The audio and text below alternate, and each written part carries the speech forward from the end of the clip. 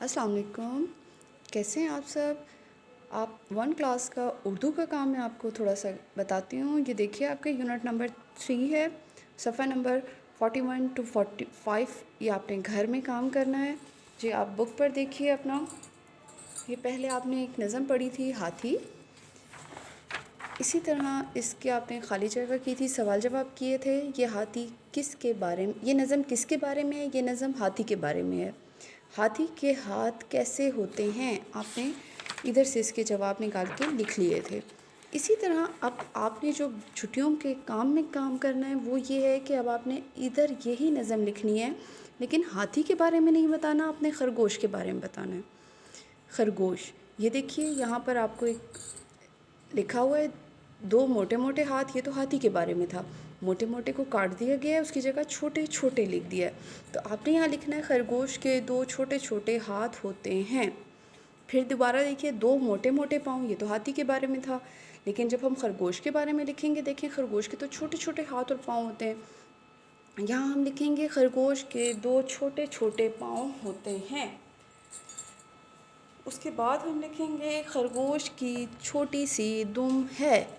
उसके बाद हम लिखेंगे यहाँ पर और लंबी सी, नहीं लंबी सी तो हाथी के लिए था, इधर लिखेंगे खरगोश की छोटी सी नाक है। नाक तो हाथी की लंबी होती है, खरगोश की तो नहीं होती है, देखें आप। ठीक है, दो गोल गोल सी आँखें, दो बड़े बड़े से कान। जी, खरगोश के दो बड़े बड़े कान होते हैं। इधर आपने खरगोश के बारे में ये नज़म इस तरह लेकर मुकम्मल करनी है। आगे देखिए जी, तस्वीर देखकर लफ्ज़ बनाइए। ये तस्वीर है और ये दो चश्मी है के साथ आपको लफ्ज़ मिलाने हैं।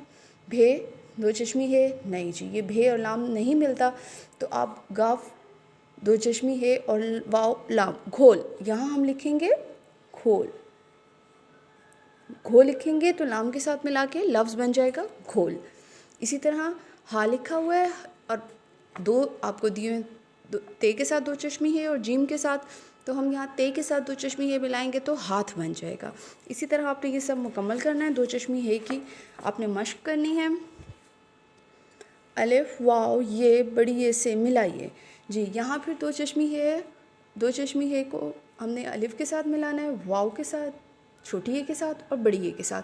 तो यहाँ पर ये सारे अल्फाज इस तरह मुकम्मल हो जाएंगे। उसके बाद है हमारे पास लफ्ज़ लिखिए। ये जो तस्वीरें बनी हुई इनके नाम लिखने हैं, जैसे कि ये ढोल है, यहाँ पर हमने ढोल लिख दिया। ठीक है जी, यूनिट 3 है फिर आपका। ये ज़ारा के बारे में है। मैं ज़ारा हूँ, मैं सुबह उठकर मुंह हाथ धोती हूँ, साफ़ कपड़े पहनकर स्कूल जाती हूँ, हाथ धोकर खाना खाती हूँ, सफाई का भी ख्याल रखती हूँ। इस तरह आपने अपने बारे में भी लिखना है। आप अपनी कॉपी पे लिख सकते हैं कि आप सुबह उठकर क्या करते हैं, किस टाइप खाना खाते हैं, किस टाइम नाश्ता करते हैं, साफ़ सुथरे होते हैं, मुँह हाथ धोते हैं। उसके बाद आप देखेंगे अपनी छुट्टियों के काम में आपको एक तस्वीरी कहानी दी गई है। जी, इस कहानी को आपने मुकम्मल करना है तस्वीर देखकर। यहाँ आपको कुछ अल्फाज दिए हैं, शुक्रिया, जंगल, पकड़, खेलने, आँख, काट, छोड़, मदद, 100। जी कहानी शुरू करते हैं। एक जंगल में एक शेर रहता था।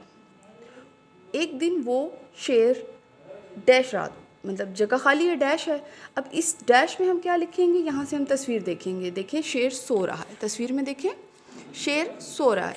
हम यहाँ लिखेंगे वो शेर सो रहा था कि अचानक एक चूहा वहाँ आ गया और शेर के बालों में घुसकर डैश लगा, लगा क्या, खेलने लगा। ठीक है, इसके बाद है अचानक शेर की डैश खुल गई, आँख खुल गई, इसने चूहे को पकड़ लिया। ये अल्फाज सारे ऊपर लिखे हुए हैं, आपने यहीं से देखकर लिखने। चूहा डर गया, वो शेर से मिन्नत करने लगा कि मुझे डैश दो, जाने दो, छोड़ दो, सॉरी, मैं आइंदा ऐसा नहीं करूँगा। इसने चूहे को छोड़ दिया। एक दिन शिकारी डैश में आ गया जंगल में। उन्होंने जाल डालकर शेर को पकड़ लिया। वहाँ अचानक वही चूहा भी आ गया, इसने जाल डैश दिया, काट दिया। इस तरह शेर आज़ाद हो गया। शेर ने चूहे का डैश अदा किया, शुक्रिया अदा किया। चूहे ने कहा कि एक दिन आपने मेरी मदद की थी, मेरी के बाद आपने मदद लिखना है, और आज मैंने आपकी मदद कर दी, इसमें शुक्रिया किस बात का। ठीक है, ये कहानी यहाँ मुकम्मल हो जाएगी। ये आपने कहानी अपनी कॉपी पर इसी तरह पेस्ट करनी है तस्वीरों के साथ। ठीक है, अल्लाह हाफिज़।